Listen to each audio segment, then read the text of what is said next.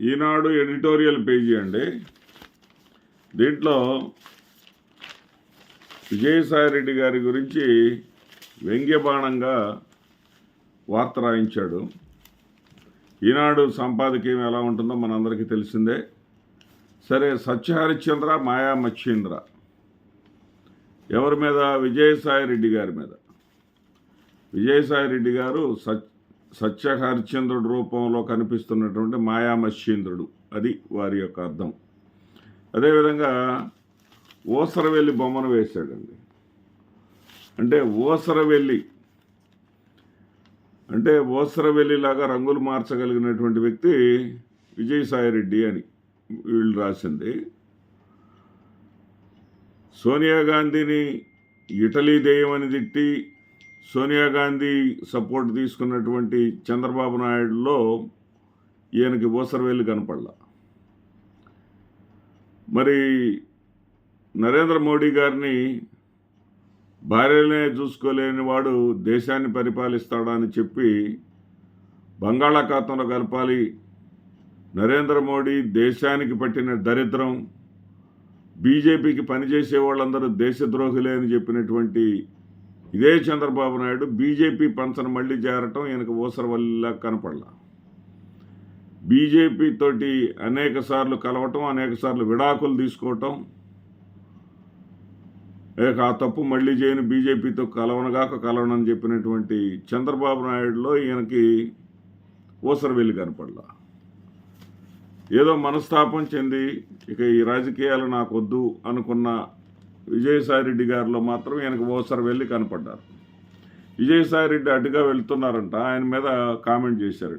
Sir ఆగండి, ఇన్నాళ్ళు రాష్ట్ర రాజకీయాలను దోమల చక్రంగా గిరగిరా తిప్పిన మీరు ఇలా హఠాత్తుగా సన్యాసిగా సన్యాసిగా మారిపోవడానికి కారణం ఏంటి?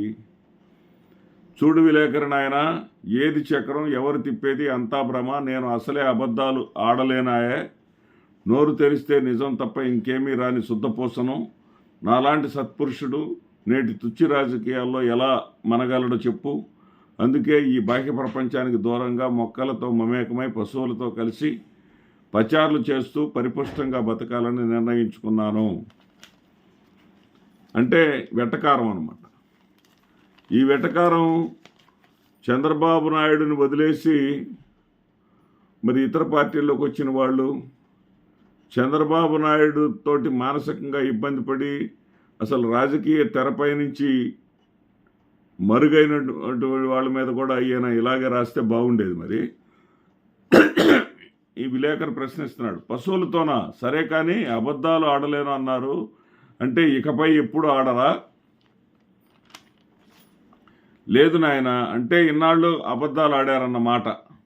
అయ్యయ్యో, నేను అలా అనలేదు, మీరెలా అన్నా మాకు అర్థమవుతుందిలే. కానీ అంటే విజయసాయిరెడ్డి గారు చెప్పేయని అబద్ధాలే అని ఈయన సర్టిఫికెట్ ఇస్తున్నాడు.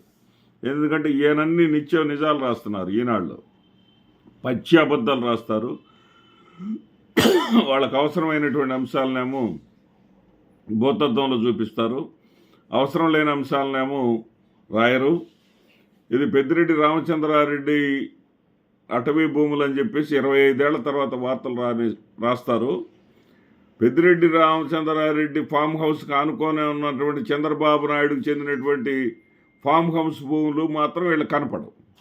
మరి అది ఇది ఒకే సర్వే నెంబర్లో ఉన్నాయి, అవి కనపడవు వీళ్ళకి. ఇక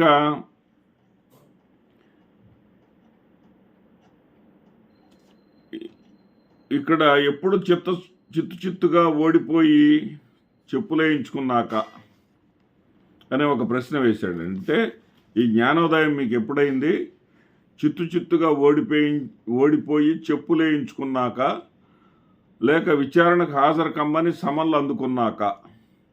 అంటే వైసీపీ ఓడిపోయిన తర్వాత, చిత్తుగా ఓడిపోయిన తర్వాత మీకు జ్ఞానోదయం అయిందా?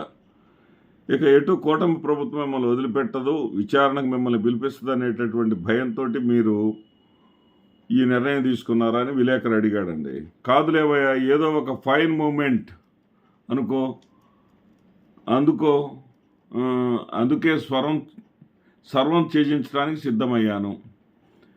మరి కోకొల్లలుగా ఉన్న కేసుల మాట ఏంటి?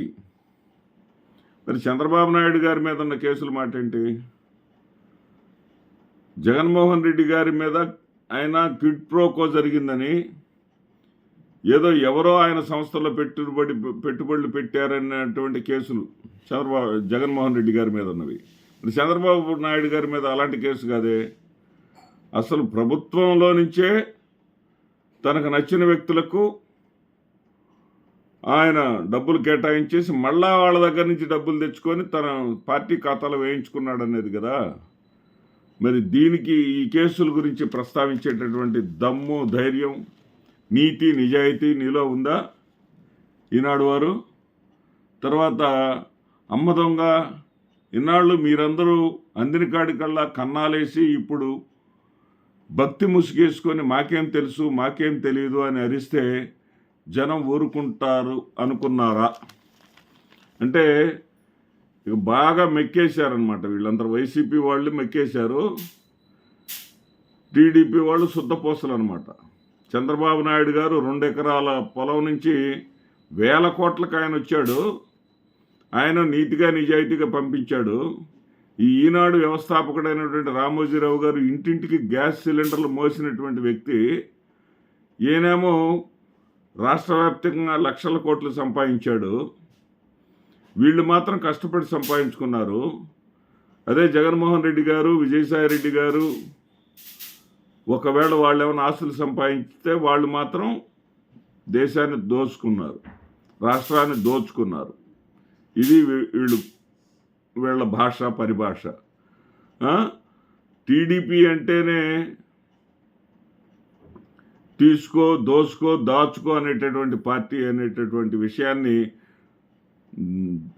దోసుకో, దాచుకో, పంచుకో అనేటటువంటి పార్టీ అనేటటువంటి విషయాన్ని రాష్ట్ర ప్రజలు అనుకుంటున్న సంగతిని వీళ్ళకి మాత్రం ఎక్కడ కూడా కనపడదు.